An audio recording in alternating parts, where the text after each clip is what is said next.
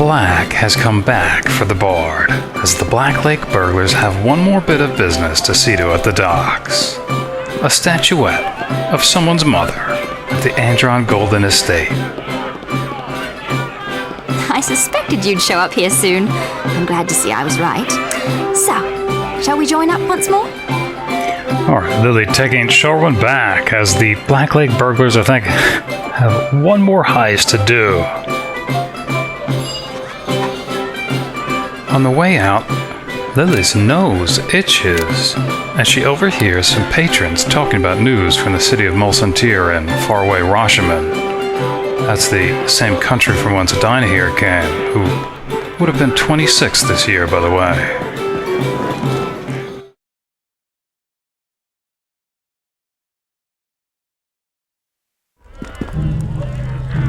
Anyway, apparently Khalia, a Thayan emissary, approached the city under a flag of peace and asked permission to create an enclave. Of course, she was refused, but a surprising request nonetheless, as Rashemen and the Red Wizards of Thay have been at odds for centuries. I greet you! Alright, here's the guard for the gate to the Docks District. Hail, good madam. The Wailing Death has taken a heavy toll beyond these gates. The docks have always been dangerous, but now we're restricting access on Lady Arabeth's orders. I assume you have proper quarantine clearance to enter the district. I don't wish to delay you amidst the stink of the corpse fires any longer than I have to. Inspector General Black announcing that title in office. Hi, there's word she'd be hiring on. And asking what he can do for Lily. Of course, well, I guess he didn't see her sneak in last night, but she still has, I guess, questions about the docks themselves. Asking how bad it is. It's pretty bad. I certainly wouldn't go in unequipped. I'd hide any valuables if I were you, too. In fact, it's safe to say the criminals have all but taken over the entire district. We guards do our best, but we just don't have the numbers. Yeah, anything she should look out for. Alright, he's mentioned the Seedy Tavern, which Daelan Red Tiger had mentioned. Run by Old Jim Seedy, and the Golden Apple Inn, which I don't think we've heard of before. And that if she's looking for a store, that there's the 20-in-a-Quiver. The best the district's got.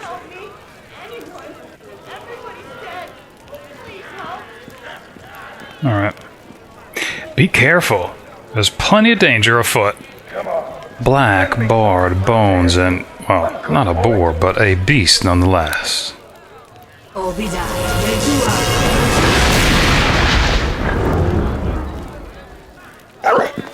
A wicked grin crosses Lily's face as she admires her new faithful and loyal servant, compelled to serve against its will.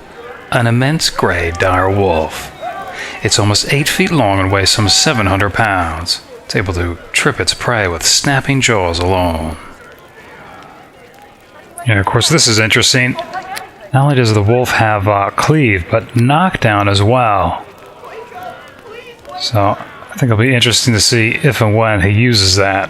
And we'll actually be able to see it now with that floaty text feedback option enabled. But yeah, I remember, I have to admit, probably abusing this feat. I've played this game before as a fighter class. Because with a high discipline skill, you knock down your opponent, essentially disabling them for the round. And I think it's ripe for abuse. You'll probably see it in use. The pack leader, her dominance asserted, as if there was ever any question, readies her staff and proceeds through the gate.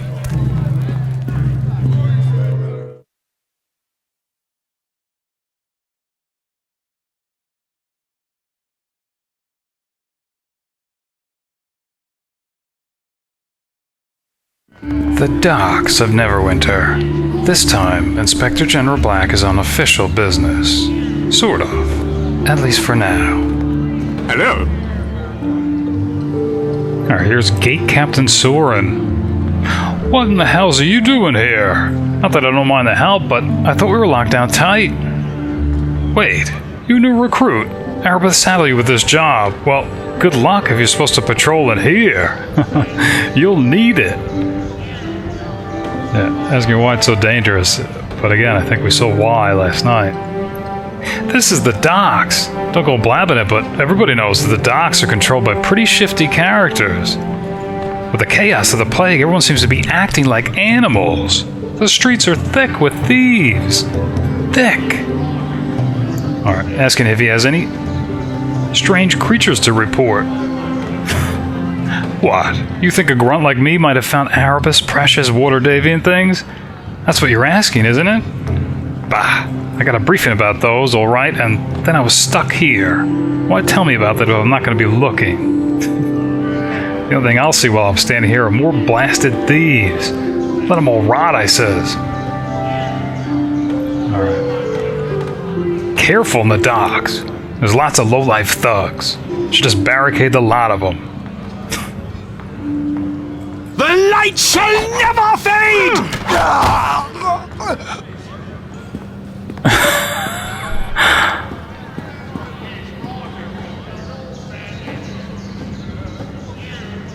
You just follow me and stay close.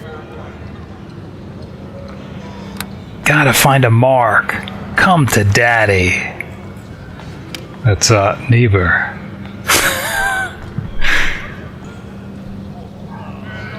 No city lacks for simpletons, even the jewel of the north. Lily wonders if the Golden Apple Inn is owned by Lord Androd Golden, and decides they should visit there first to see if he's there and away from his estate.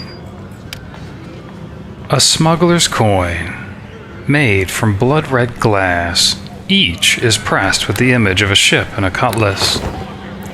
They're the currency of the black market here at the docks, a kind of commodity money among thieves.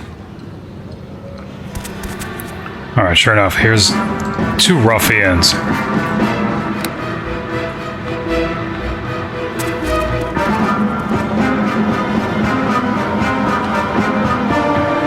All right, crew. Let's take them down. I wonder where where's that wolf?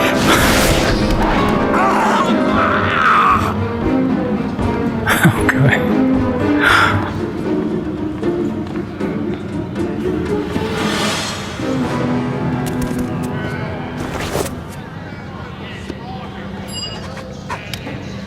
An announcement for an auction to be held here at the Seedy Tavern, here at the docks.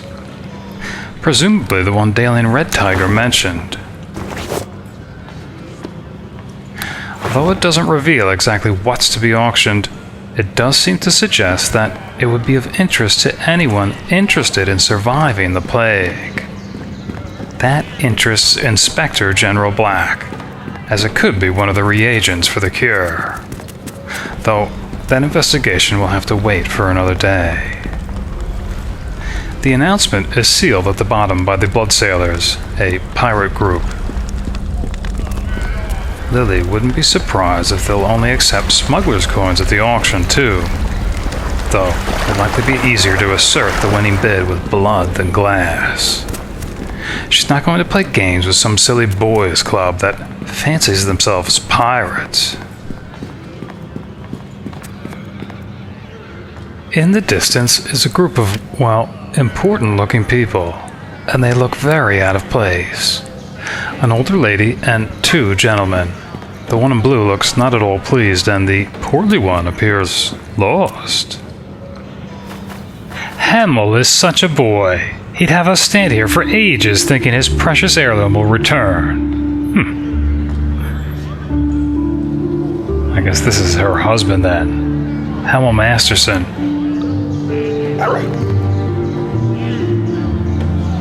I greet you.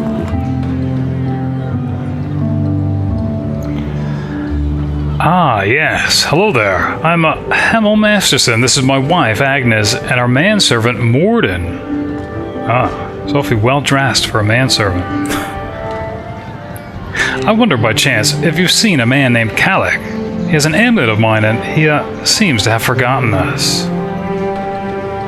Here's his wife. Forgotten? I told you he was not to be trusted. I'm quite aware of what you said, my dear. Now, if you just let me speak to this nice woman.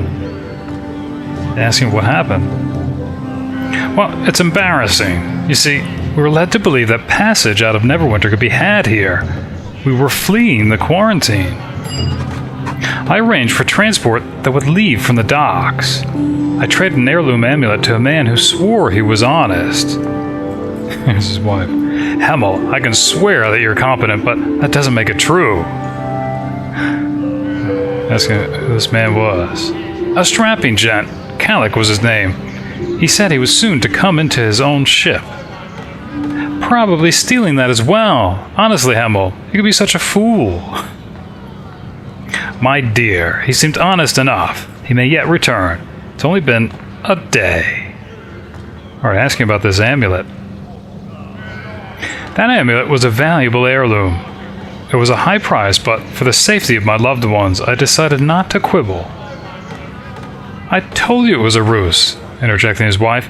This Callik made vague promises and you handed over everything.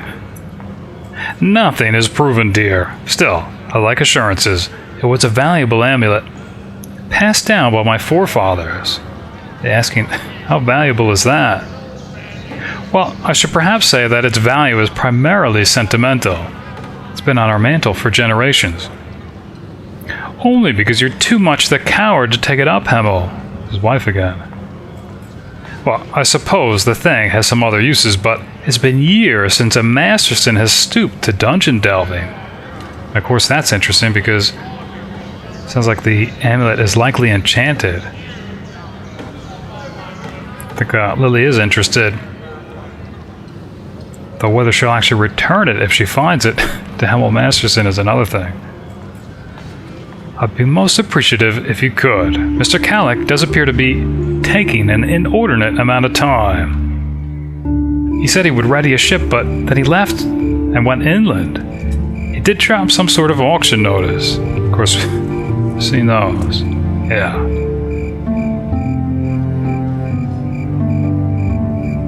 Please, return my amulet if you find it. It will have the Masterson crest. I've given up on breaking quarantine. I just want what's mine.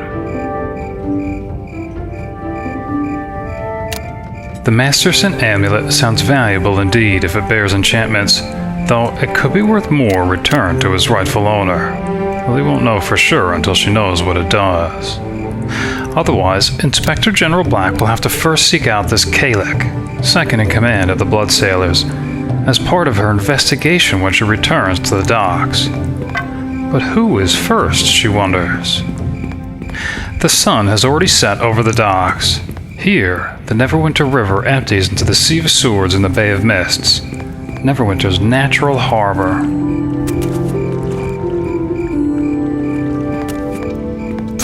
The Inspector General instructs her assistant to inspect random shipments on the piers, more out of mild curiosity than out of duty. Being here at the docks at night is reminding her of her sparkling green-induced nights at Waterdeep Harbor. Except there, the city actually employed mermen who lived in caves under Deepwater Isle in the harbor itself. In exchange for food, medical supplies, and trade bars, the mermen patrolled the harbor depths against invaders like lizardmen or sawagan, predators, and even hazards to shipping. The mermen also aided in the recovery of corpses, spilled cargo, sunken vessels, and the like. Though, it should be noted that merfolk speak Aquan, not common, so only a few senior guard or watch officers were actually able to communicate with them, and only by magical means at that. Lily used to know Aquan. Its script is the same as Espruar, the elven tongue. In fact, she used to know quite a few languages, but lost retention of half of them after her exile. Now, she's been going through the painstaking process of relearning them, one single language at a time.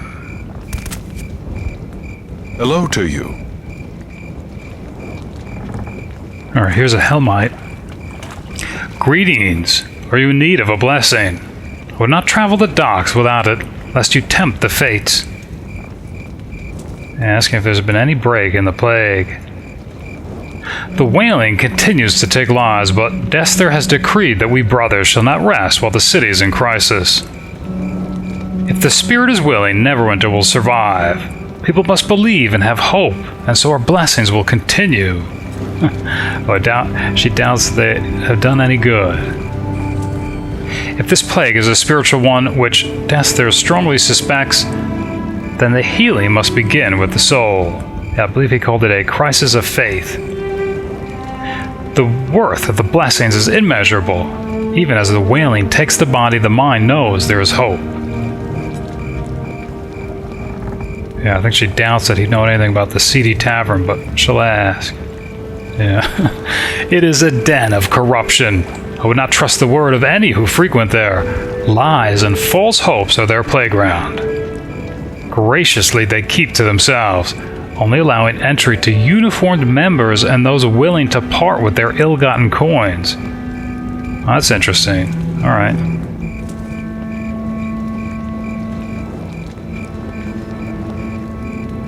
Okay. I will be here, as will all of the devout under Desther and Helm.